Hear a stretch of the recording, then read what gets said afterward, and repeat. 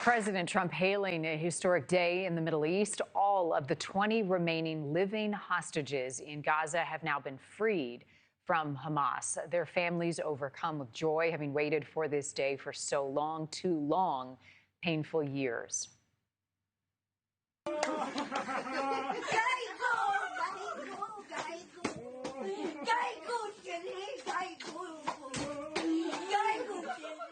This is the moment Guy Gilboa Dalal was reunited with his family. He and several other freed hostages flown to a military hospital in southern Israel. They'll undergo rehabilitation for all that they have endured while in captivity. Meanwhile, the bodies of 24 deceased hostages remain in Gaza. Only 4 have been returned to Israel so far, a violation of the U.S.-brokered ceasefire deal. Joining us now, Jon and Rachel Goldberg-Polin, whose son Hersh was murdered by Hamas after being held hostage for more than 300 days. Thank you both for being with us on this morning, this historic moment for so many families, I know, joyful but also painful for you all. Let me start with you, Rachel. What is on your heart and mind today in this moment? Well, Marni, today, honestly, is a day of tremendous relief and joy. So much thanks and so much gratitude. And for families like us, obviously it is bittersweet, but truly we have such elation for these live hostages coming home to their families who we've come to know so well. We have all been working for and praying and fighting for this day for so long. And we are still steadfastly committed to getting all 48 back, all 48. So as you mentioned, the 20 living hostages walked back in today. We have 4 deceased hostages on their way home, and we still need the remaining 24. But for us, even though every day is a challenge, obviously, for anyone who has lost a child or a loved one knows, that's something that is always with us. But today is a day of rejoicing. And Jon, when you hear President Trump say, never forget, never again, what does that mean to you?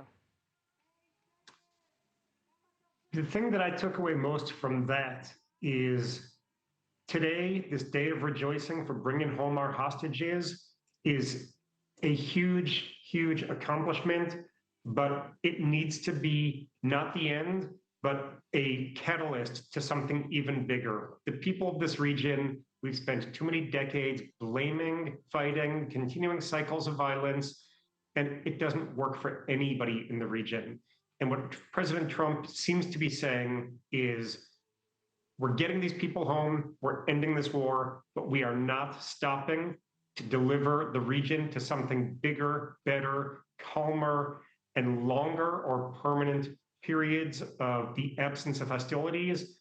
And that's really, really a wonderful vision. We'll take it. One step in the process moving forward. Rachel, I know you've said of the remaining hostages that did not survive, that are also not home yet, that we embrace with tenderness the families of children and loved ones that we pray will come back to be buried. When you both experienced that moment of Hersh coming home, what did it mean to you, and what will it mean to those families who are still, even this morning, waiting?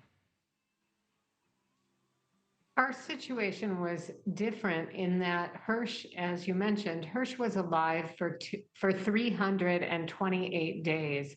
He managed to survive with 5 others he was being held with, and he was killed on day 328 and returned to us on day 330.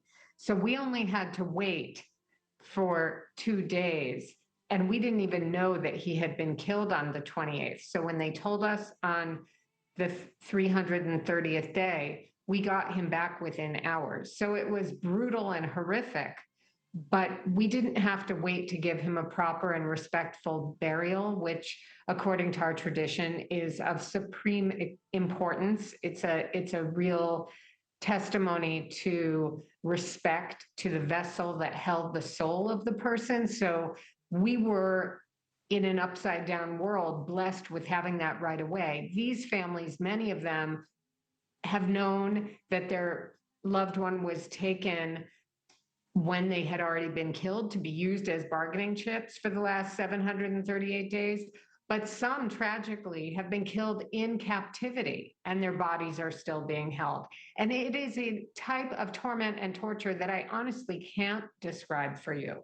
It is beyond explanation and beyond description.